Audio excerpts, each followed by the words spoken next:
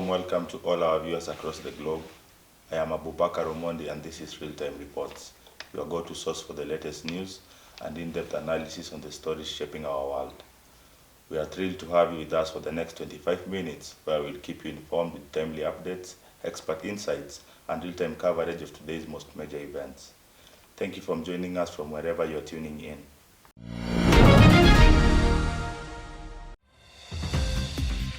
The following are the latest headlines from around the world as they unfold. South African teens are facing online harassment. The rise of methamphetamine use in Mozambique. Is democracy at risk in Europe with the recent developments in Hungary? Human rights violation in Ethiopia's Tigray conflict.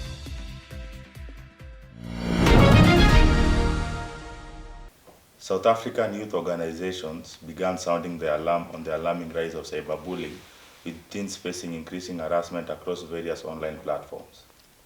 According to the South African Depression and Anxiety Group, incidents of cyberbullying are not only affecting teens' mental health, but are also leading to severe consequences such as anxiety, depression, and in some tragic cases, suicide.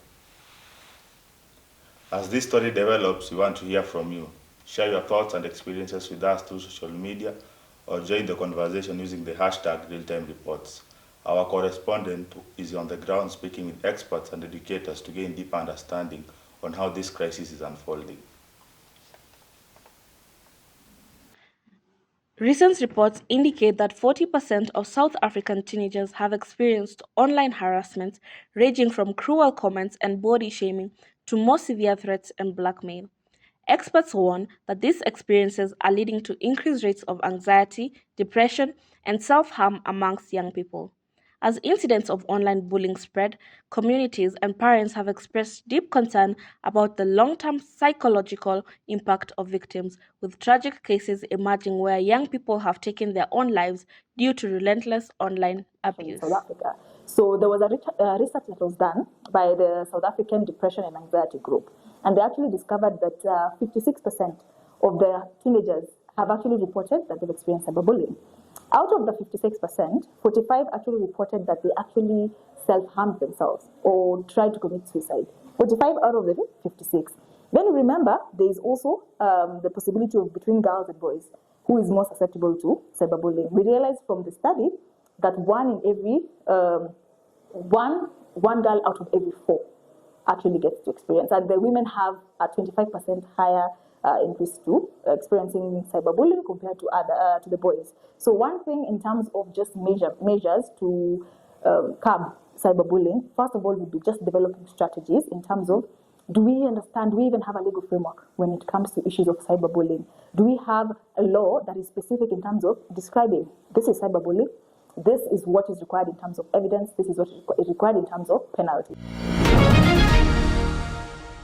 Thank you for that, Jawahir Abdi.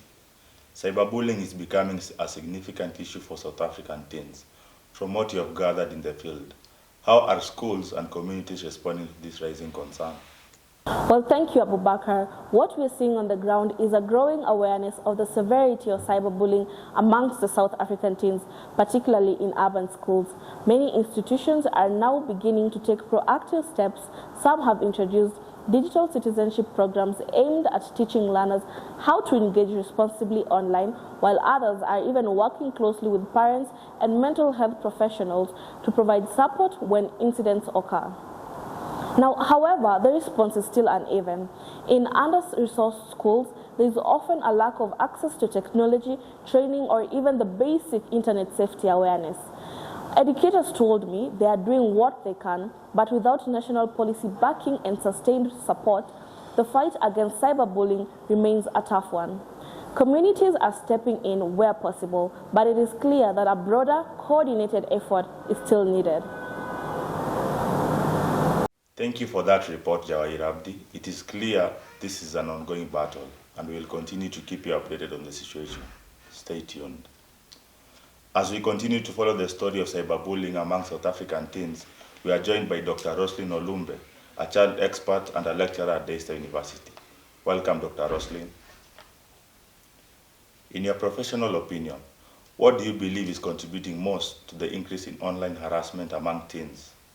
Thank you for that good question. And when we think about teenagers and online harassment, what is it?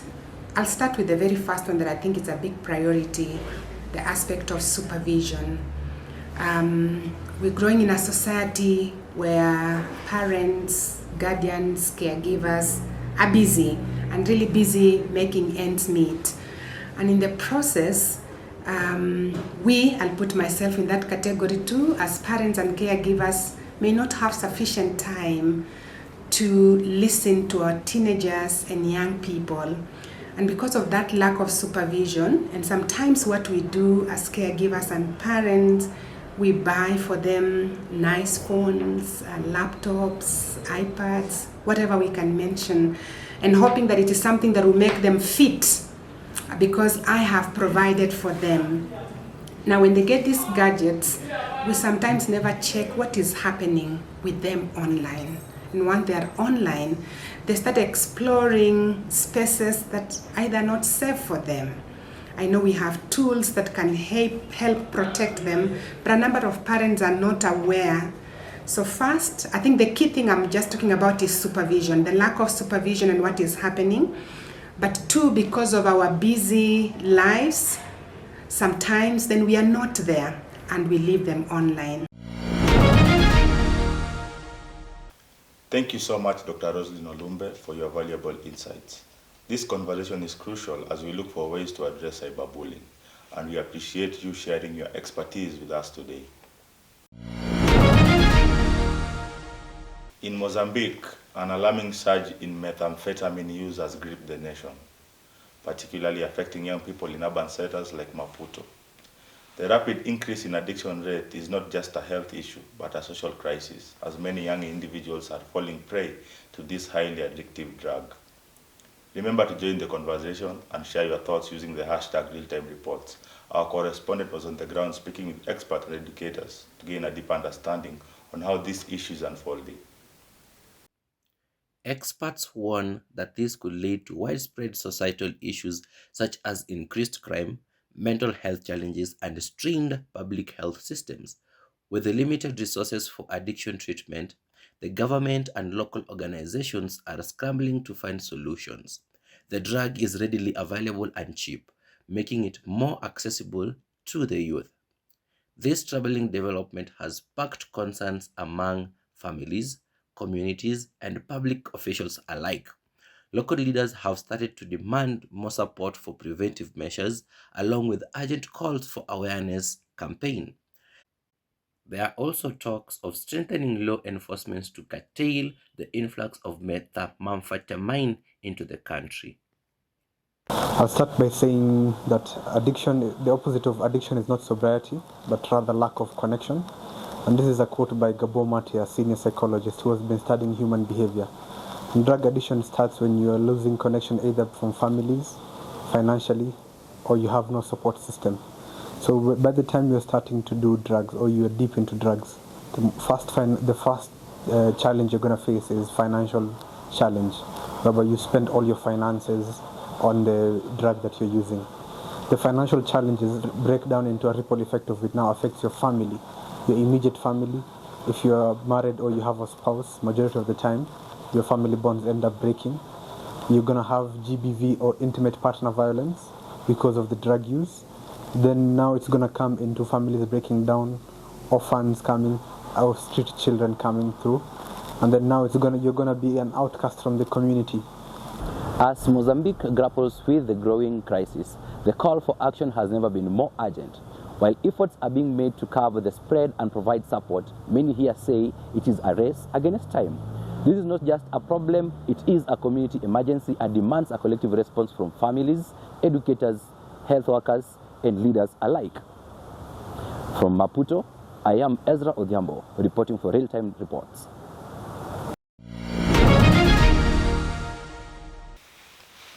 As this meth crisis continues to unfold in Mozambique, we now turn to our studio analyst, Dr. Ilyas Mohammed, for a deeper understanding of what is at stake. Welcome. What do you think are the key factors driving the increase in methamphetamine use among people in Mozambique?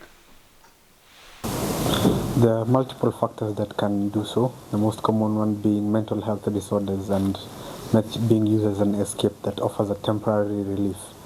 Well, you see in Africa and in many of the places where people have a lower income threshold, usually below or living below the poverty line, they usually suffer from a lot of mental stress, either because of family issues, unemployment issues, and so on. So this drug offers an escape from reality. It's also one of the most commonly used drugs in the party scene because of like peer pressure, and has a very high euphoria with a short half-life or short time span of the euphoria, meaning after it wears off, you want it again and again and again.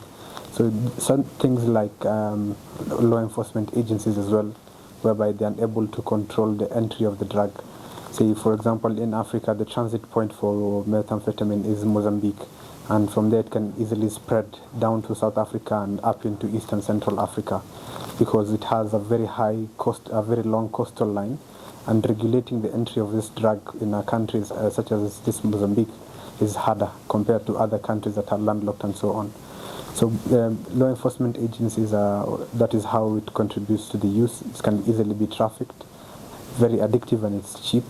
It's a very popular drug among party people, and because of the intense euphoria that it gives you, and it offers you a good escape from the mental challenges or challenges that you're dealing with.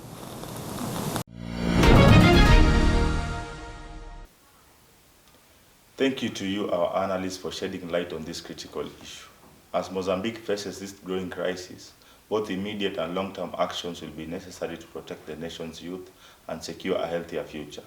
We will continue to keep you updated on this evolving situation. Stay engaged with us using the hashtag Realtime Reports, and be sure to follow this story as it develops. Coming up after the break, Hungary's Prime Minister Viktor Orban is under fire from the EU as concerns grow over the country's democratic future.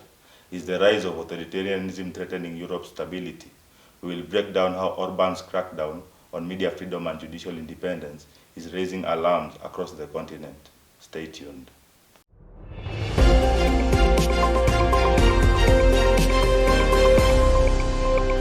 Fiona baby. Hi babe. I'm getting my new car. Come on. Wacha niongee nifikishe target.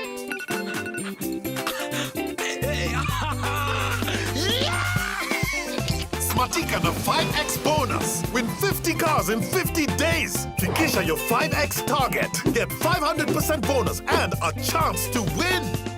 Mambo baby. Baby, hi. So I take you out for shopping in my latest moti. Wait. Na mimi yeye ndo first lady, lakini wewe ndio boss lady. Buda, simpeka lift manze. Si usmatike. Dial *141# now.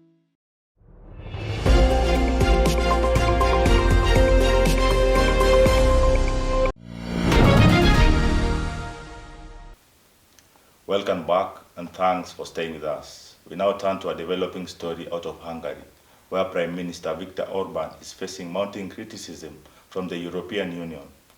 Accusations are swirling that he is systematically undermining democratic institutions, curbing media freedom, and challenging judicial independence. Is Hungary's democracy at risk? What does this mean for the future of Europe? We want to hear from you. Join the conversation using the hashtag Realtime Reports. Now let's go live to our correspondent on the ground for more details. The European Union has sharply criticized Orban for undermining democratic institutions, with a particular focus on his efforts to restrict media freedom and exert control over the judiciary. Orban's government has passed laws that critics say silence opposition voices, and his continued attacks on independent media outlets have sparked fears of a growing authoritarian regime. As tensions mount between Hungary and EU leaders, questions are being raised about the future of democracy in Central Europe and the EU's ability to maintain its democratic standards. With Orban remaining defiant, Europe watches, closely wondering what this means for the broader political landscape. But the ultimate card that the European Union has is the vote to exclude a member from membership of the Union. on account of not meeting certain democratic standards and practices back at home. With Prime Minister Orban continuing to be defiant, Hungary now finds itself at a crossroads between democratic norms and increasing authoritarian control. The EU's criticism is clear, but what's less certain is how far it's willing to go to defend its values. For many here, media freedom is shrinking, judicial independence is eroding, and public trust in democratic institutions is weakening. As these tensions deepen, the political choices made here in Budapest could echo far beyond Hungary's borders. From Budapest, I am Felipe Sinyembo reporting for the Real Time Reports. Thank you for your detailed update. To analyze the growing tensions between Hungary and the EU, we are joined live by Dr. Odongo Nicholas, a researcher and a political analyst. Welcome. In your opinion, do you think the European Union has the political will to take effective action against Hungary, or will Hungary's defiance continue to pose a major challenge? The thing is, these there are two things here. There's the desire for the European Union to discipline Hungary, because whatever Hungary does then eventually affects the larger European Union. But there's also the limitations that the European Union has, because these are sovereignty matters. Hungary should be left to do whatever it pleases, but then again, it's part of a family of countries called the European Union. So they have to also abide by the charter they signed when joining the European Union. So the European Union has powers, and the powers could be in terms of economic sanctions and all that. But I'm not sure if they will be very effective, because Hungary would maybe argue that they are a sovereign nation and they should be left to do as they please. Unless the citizens of Hungary write to the European Union demanding for the European Union to discipline the Prime Minister. Thank you, Dr. Odongo Nicholas, for your insightful analysis. The situation in Hungary continues to evolve, and its implications will likely be felt across Europe for years to come. Stay with us as we continue to monitor this developing story. The ongoing Tigray conflict in Ethiopia has escalated into a full-blown humanitarian disaster, with innocent civilians caught in the crossfire. Over the past few years, reports from the UN and human rights organizations have detailed widespread abuses, including mass displacement, extrajudicial killings, and horrific sexual violence against women and children. The stories of those suffering in Tigray cannot be ignored, and there is an urgent need for pressure and all parties to stop the abuses and work towards a peaceful resolution. We want to hear from you and keep the conversation going.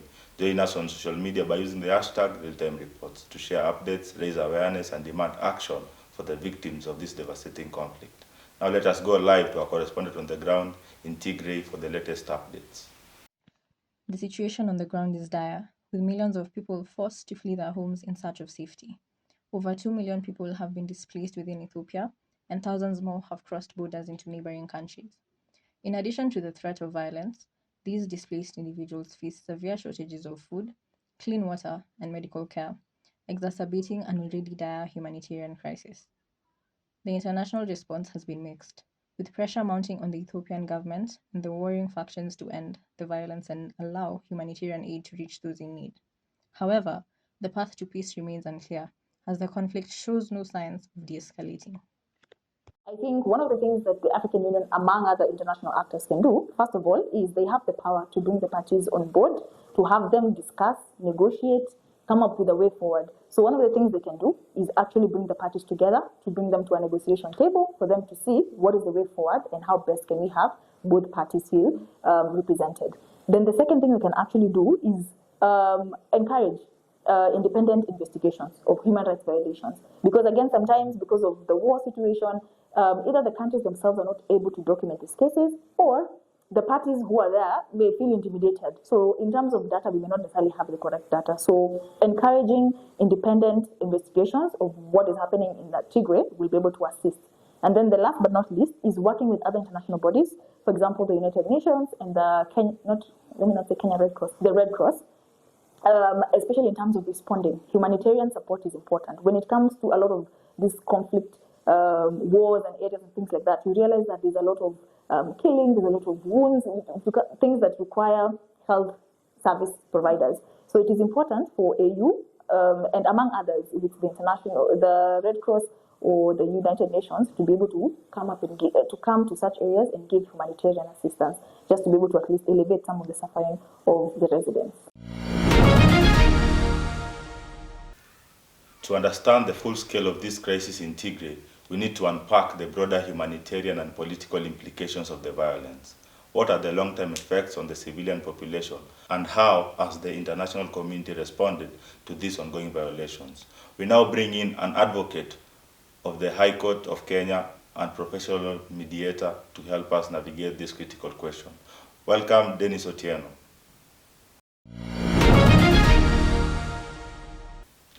What role can the African Union and other international actors play in holding the parties accountable and pushing for a peaceful resolution to this conflict? So, one of them is, there is the international principle referred to as Pacta Sunt Servanda, which loosely translates to one has to comply with the agreements and has to comply in good faith. So in this instance where there are conflicts happening within states and international actors and maybe member states are able to foster some bit of peace and harmony through mediation, through conciliation and those kind of conversations, the key thing is that where after the conflict has already subsided, the countries can come together in a bid to aid justice actors, and that is maybe non-government organizations, out the formation of like some sort of security council, just to look into this kind of crimes that against humanity that have happened, perpetrated within that particular state. Remember, we have that sovereignty of states and that countries should not interfere. But when people are held accountable, when a leader that is in power, that is a sovereign leader is in power, is held accountable for their actions, even through the militia that they've used, even if it is through public officers that they've used, it starts creating a deterrence measure. And until there is that unified approach through the member states that once somebody has done something that is equated to crimes against humanity, they should be held accountable. All other head of states will be able to start understanding that from their constitutions, the power belongs to the people, not to you as the public officer. So if you misuse the power that belongs to the people, we ought to hold you accountable. Yes. Thank you, Dennis Otieno, for that insightful analysis. The Tigray crisis requires urgent global attention to address both the humanitarian catastrophe and the pursuit of justice for those affected. Let us go for a short commercial break.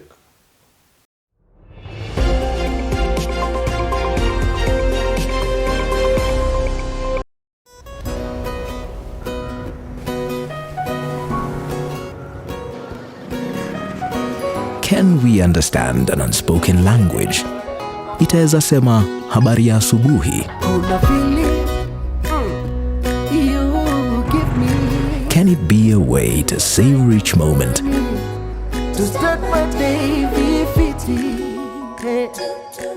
Or a way to get away? Sisi tunajua it can start lifelong stories. The more the milk, the better the chai. Be the center of celebrations and so much more. Na ni lugha ambayo kila Mkenya anajua. The more the milk, the better the chai. Chai kweli ina Brookside. Chai kweli ina Brookside Dairy Best.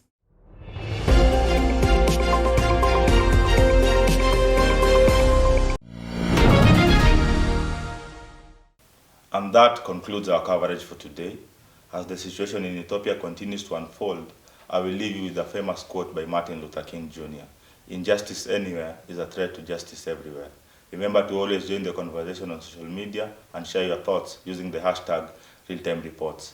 Thank you for watching and stay tuned for more updates. Until next time, I've been your anchor, Abubakar Omondi.